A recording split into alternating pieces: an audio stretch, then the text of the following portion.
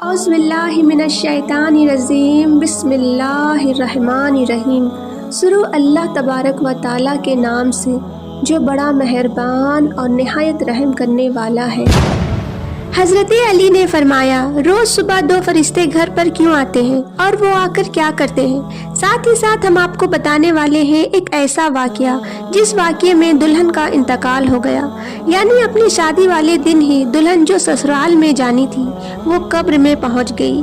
اس کے ساتھ ہی ساتھ ہم آپ کو بتائیں گے ان 15 گھروں کے بارے میں جن گھروں میں غریبی ہی غریبی آتی ہے، تنگ دستی ہی تنگ دستی آتی ہے۔ یہ 15 کام جن گھروں میں بھی ہوتے ہوں گے وہاں ہمیشہ پریشانیاں ہی رہے گی۔ ان تمام سوالوں کے جواب آج کی اس ویڈیو میں ہم آپ کو بتائیں گے، لہٰذا آپ سے گزارش ہے کہ ویڈیو کو اینڈ تک ضرور دیکھیں۔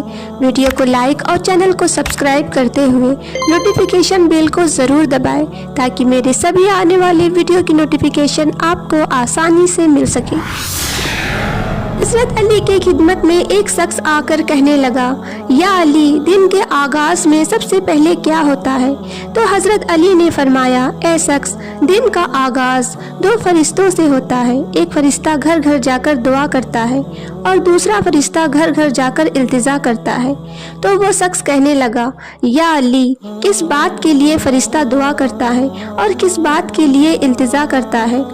تو حضرت علی نے فرمایا، میں نے اللہ کے رسول صلی اللہ تعالیٰ علیہ وسلم سے سنا ہے کہ صبح سے پہلے 2 فرشتے زمین پر آتے ہیں اور گھر گھر جا کر دیکھتے ہیں جس گھر میں کوئی ایسا بندہ ہوتا ہے جو اللہ کی مخلوق پر خرچ کرتا ہے، اپنے عزیز و اقارب پر خرچ کرتا ہے، اپنے گھر والوں کی ضرورتوں کو اپنا فرض سمجھتا ہے، تو ایک فرشتہ اللہ تبارک و تعالیٰ کے دربار میں دعا کرتا ہے کہ یا اللہ، اس کے ہاتھ کو کبھی تنگ مت کرنا، اس کی نعمتوں کو بڑھاتے رہنا تاکہ یہ ایسے ہی اپنے عزیز و اقارب اور گھر والوں پر خرچ کر سکے۔ اور دوسرا فرشتہ ڈھونڈتا ہے کہ کہیں کوئی گھر ایسا تو نہیں جس گھر میں کوئی ایسا شخص ہو کہ وہ اپنے گھر والوں پر، عزیز و اقارب پر مال خرچ نہیں کرتا ہو، وہ چھپا کر رکھتا ہو، یعنی اللہ کی مخلوق پر خرچ نہیں کرتا ہو۔ یاد رکھنا، جب وہ کسی ایسے انسان کو دیکھتا ہے جو اپنے مال کو اکٹھا کر کے انسانوں سے چھپا کر رکھتا ہے تو وہ دوسرا فرشتہ اللہ کے دربار میں فریاد کرتا ہے کہ اے اللہ، اس بندے سے اس دولت کا سخت حساب لینا اور اس بندے کو دنیاوی دولت سے محروم کر دے، کیونکہ یہ اپنی دولت تیرے بندے پر خرچ نہیں کرتا، اپنے گھر والوں اور عزیز و اقارب پر اپنے مال کو خرچ نہیں کرتا، محروم رکھتا ہے۔ اور یوں عزیز و اقارب پر خرچ کرنے والا دنیا میں فراخی اور آخرت میں عظیم اجر پاتا ہے، اور جو دنیا میں اپنا مال اپنے عزیز و اقارب پر خرچ نہیں کرتا تو وہ دنیا میں رسوائی اور آخرت میں سخت عذاب دیکھتا ہے۔ اب ہم آپ کو وہ واقعہ سناتے ہیں جس واقعے میں دلہن کا انتقال ہو گیا، یعنی اپنی شادی والے دن ہی دلہن قبر میں پہنچ گئی۔ یہ واقعہ سعودی عرب کا ہے۔ ایک لڑکی کی شادی تھی، اس کی تیاریاں چل رہی تھی، دلہن کو سجایا جا رہا تھا۔ اتنی دیر میں مسجد سے اذان ہوئی اور اس کے بعد نماز کے بعد سے ہی لڑکی کے میک اپ کی تیاریاں چلنے لگی۔ اس کو ایک اچھا سا لباس پہنایا گیا اور دلہن کا سارا میک اپ کیا گیا۔ اتنی دیر میں عشاء کی اذان ہو گئی۔ جیسے ہی اس لڑکی کے کانوں میں اذان کی آواز آئی تو اس نے سوچا کہ نماز پڑھ لوں، اور اٹھی وضو کرنے کے لیے جانے لگی۔ جیسے ہی وہ وضو کرنے کے لیے چلی تو اس کی ماں نے دیکھا اور پوچھا، بیٹی کہاں جا رہی ہو؟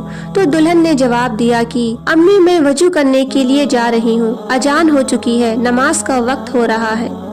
لڑکی کی ماں نے کہا کہ کہیں تم پاگل تو نہیں ہو گئی ہو؟ نیچے سارے مہمان بیٹھے ہیں، تمہارا انتظار کر رہے ہیں، تم وضو کرو گی، تمہارا میک اپ خراب ہو جائے گا، تم پھر اچھی نہیں دکھو گی، سب لوگ تمہارے بارے میں کیا سوچیں گے؟ اس دلہن نے کہا کہ امی، لوگ کیا کہیں گے مجھے نہیں پتا، مجھے اپنے رب کو راضی کرنا ہے۔ اتنا کہہ کر لڑکی وضو کے لیے چلی گئی۔ اس نے وضو کیا اور نماز کے لیے جانے لگی۔ وضو کرنے سے اس کا سارا میک اپ اتر چکا تھا، لیکن لڑکی کو اس بات کی کوئی بھی فکر نہیں تھی، اسے تو ڈر تھا اپنے رب کا۔ لڑکی نماز پڑھنے کے لیے کھڑی ہو گئی اور نماز ادا کرنے لگی۔ جیسے ہی اس نے آخری سجدہ کیا تو وہ اٹھ نہ سکی اور سجدے میں ہی اس لڑکی کا انتقال ہو گیا۔ जब काफी देर बाद भी दुल्हन नीचे नहीं पहुंची तो माँ को फिक्र हुई। वो कमरे में गई, देखा तो दुल्हन सजदे में है। काफी देर बाद भी जब वो सजदे से ना उठी तो माँ करीब जाकर उसे हिलाने लगी। जैसे ही देखा तो पता चला कि लड़की का इंतकाल हो गया है। तो वो माँ फूट फूट कर रोने लगी। ये जो प्यारा सा मैसेज है ये उन लड़के और लड़कियों के लिए है जो दुनिया में खूबसूरत बनने के लिए अपने रब को भूल चुके हैं।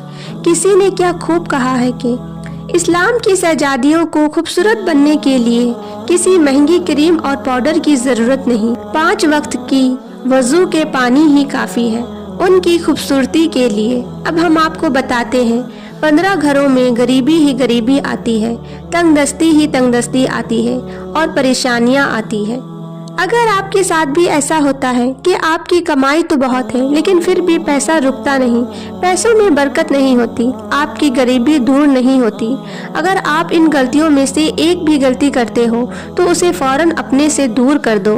इंशाअल्लाह गरीबी आपके घर से दूर हो जाएगी, आस पास भी नहीं भटकेगी। घर में गरीबी आने की 15 निशानियाँ। नंबर 1, लेटते वक्त एक टांग को दूसरे टांग के ऊपर रखना। नंबर 2, टूटे हुए बर्तन को इस्तेमाल करना। नंबर 3, बोतल या पानी के मटके को पूरा मुंह लगाकर पानी पीना। नंबर 4, पेड़ के नीचे पेशाब करना। नंबर 5, टूटी हुई कंघी से बाल बनाना। नंबर 6, घर में कूड़ा करकट जमा करके रखना। नंबर 7, दांतों से नाखून को काटना। नंबर 8, फजर की नमाज नहीं पढ़ना। सबसे ज्यादा गरीबी फजर की नमाज नहीं पढ़ने से आती है। अगर आप फजर की नमाज नहीं पढ़ते हो तो उस घर में गरीबी आना तय है। नंबर 9, झूठी कसम खाना। नंबर 10, उल्टे लेटकर सोना। नंबर 11, मेहमान के आने पर नाराज होना। नंबर 12, औरतों का खड़े खड़े बालों को संवारना। नंबर 13, गुसल खाने में पेशाब करना। नंबर 14, घर में बड़े लोगों को नीचे बैठाकर खुद ऊपर बैठना। और नंबर 15, उल्टे हाथ से खाना पीना करना। ये थे वो 15 काम जिनको करने से घर में गरीबी बनी रहती है और घर में गरीबी का आना तय होता है। तो आप अगर इन चीजों से बच गए तो इंशाअल्लाह ताला आपके घर में भी बरकत होगी।